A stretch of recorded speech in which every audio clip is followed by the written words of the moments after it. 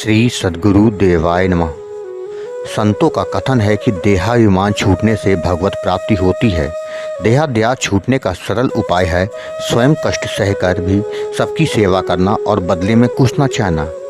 आज मैं आपके सामने भगवान की परम भक्त सखूबाई की कथा लेकर आया हूँ। इस कथा को पूरा जानने के लिए इस वीडियो को आखिर तक अवश्य देखिएगा।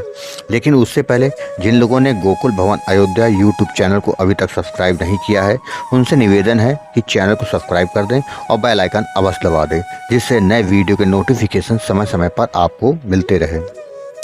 महाराष्ट्र में कृष्णा नदी के तट पर बसे कहाड़ गांव में एक ब्राह्मण परिवार की कुलवधू सखूबाई का नियम धर्म सबको सुख देना ही था। परिवार में केवल 3 ही लोग थे, सास, ससुर और पति। सखू जितनी सरल, सौम्य और उदार थी, भगवत भक्त थी, उतने ही तीनों काफ़ी कलह प्रिय थे। ऐसा लगता था मानो काम, क्रोध, लोभ सब ने इनको घेर रखा हो। रात दिन सबकी सेवा में संलग्न रहने पर भी सखू की सास उसको मारती, उसके माता पिता को अपशब्द कहती। अस्वस्थ होने पर रूखी सूखी रोटी ही मिलती, वह भी पेट नहीं भर पाता था। पर उसने तो भगवत नाम स्मरण और सब में प्रभु का दर्शन कर उनकी निष्कपट सेवा करना ही अपना एकमात्र धर्म बना लिया था।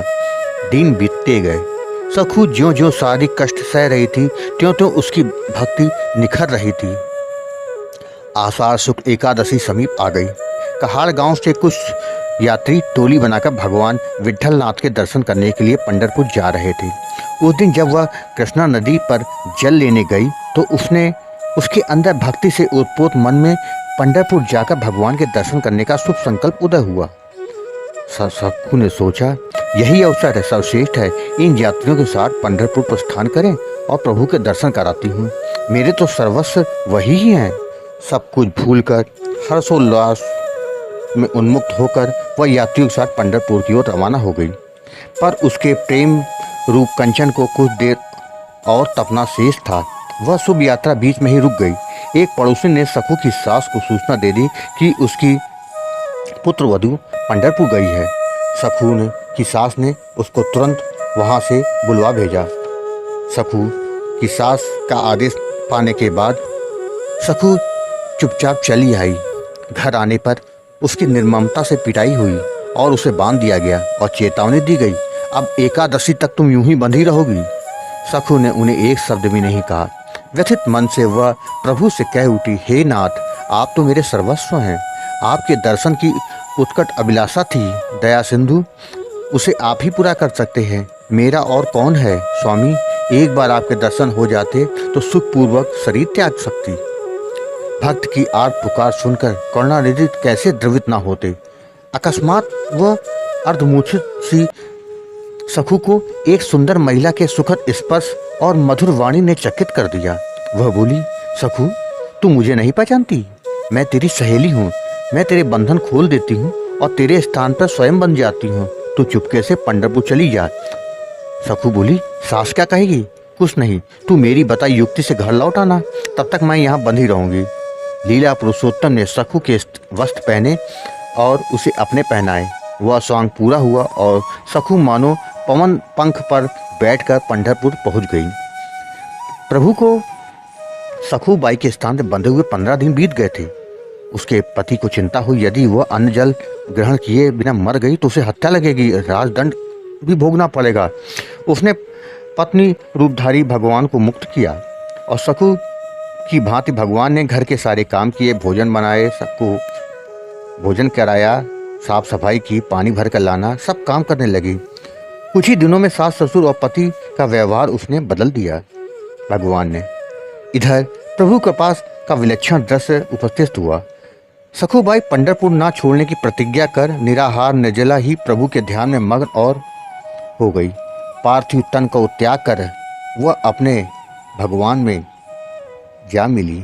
संयोगवश एक ब्राह्मण ने उसके शव को पहचान लिया और अंत्येष्टि क्रिया संपन्न कराई। इधर भगवान सखूबाई का अभिनय कर रहे थे। श्री रुक्मणी जी को चिंता हुई, किंतु सखूबाई के अपने घर पहुंचने पूर्व भगवान श्री कृष्ण वहां से कैसे आ सकते हैं? स्वयं बंधकर भक्त को मुक्त देना तो उनका स्वभाव है। अतः रुक्मणी जी ने सखू की अस्थियां समेटकर उनमें पुनः प्राण संचार कर उसे समझाया कि तेरी पंढरपुर से बाहर न जाने की प्रतिज्ञा उस शरीर से थी। अब तेरा शरीर नया हो गया है, तू लौट जा। यह कह जानकर कि उसके स्थान पर बंधे हुए उसके प्रभु कष्ट उठा रहे हैं, सखू का हृदय द्रवित हो गया। विट्ठलनाथ की कृपा का अनुभव कर वह गदगद होकर रो पड़ी और चल पड़ी मुक्तिदाता को मुक्त कराने। उसके पैर मानो पंख हो गए थे। वह कहाड़ गांव जा पहुंची। लीलाधारी भगवान उस समय पानी का घड़ा लेकर कृष्णा के तट पर आए थे। वही भक्त और भगवान का अपूर्व मिलन हुआ। सखूबाई को घड़ा देकर प्रभु तो अंतर्ध्यान हो गए, पर सखूबाई ने मानो पाकर भी सब कुछ खो दिया। पंथ में लुटे हुए पथिक से वो छटपटा रही थी। वह घड़ा लेकर धीरे धीरे घर पहुंची और अपने कामकाज में लग गई। सास ससुर एवं पति के व्यवहार में अचानक परिवर्तन देखकर उसने समझ लिया कि यह सब मेरे प्रभु की ही कृपा है। कुछ समय बीतने पर किम्वल गांव का वह ब्राह्मण जिसने पंढरपुर में सखू की अंत्येष्टि क्रिया करवाई थी वहां आया। सखूबाई को सास ससुर की सेवा में लगा देखकर वह हैरान हो गया। उसने सखू के सास ससुर को पंढरपुर में घटित सारी घटना बताई और कहा, मैंने तो वहां इसका मृतक कर्म कराया था। सास ने पूरे विश्वास से कहा, सखू को तो हमने बांध कर रखा था, वह पंढरपुर कैसे जा सकती थी? ब्राह्मण भी कैसे मान लेता? आखिर वह सखू को बुलाकर पूछा। भगवान की उस सरल हृदय सेविका ने सारी घटना भक्त अपने सास ससुर और उस ब्राह्मण को बता दी। उसके सास ससुर एवं पतिदेव घोर पश्चाताप करते हुए कहने लगे, हाय, हम कैसे पापी हैं जो हमने कृपानाथ को रस्सी से बांध कर रखा। वे अत्यंत दुखी होकर प्रलाप करने लगे। सखू के विरोध करने पर भी वह उसके पैर पकड़कर बोले, हमें क्षमा करना देवी, हमने तुम्हें और भगवान को बहुत कष्ट दिए हैं। हे कृपानाथ, आप भी हमें क्षमा करना, हम अज्ञानी हैं। सच्चे हृदय से जो पश्चाताप करता है उसे भगवान अपनी भक्ति अवश्य प्रदान करते हैं। भक्त और भगवान की कृपा से वह पूरा परिवार ही श्री विट्ठलनाथ जी के कृपा भाजन बन गया। भाई बहनों, आपको ये कथा कैसी लगी कमेंट बॉक्स में जरूर बताइएगा, और हाँ, अगर पसंद आई हो तो शेयर करना ना भूलिएगा। धन्यवाद।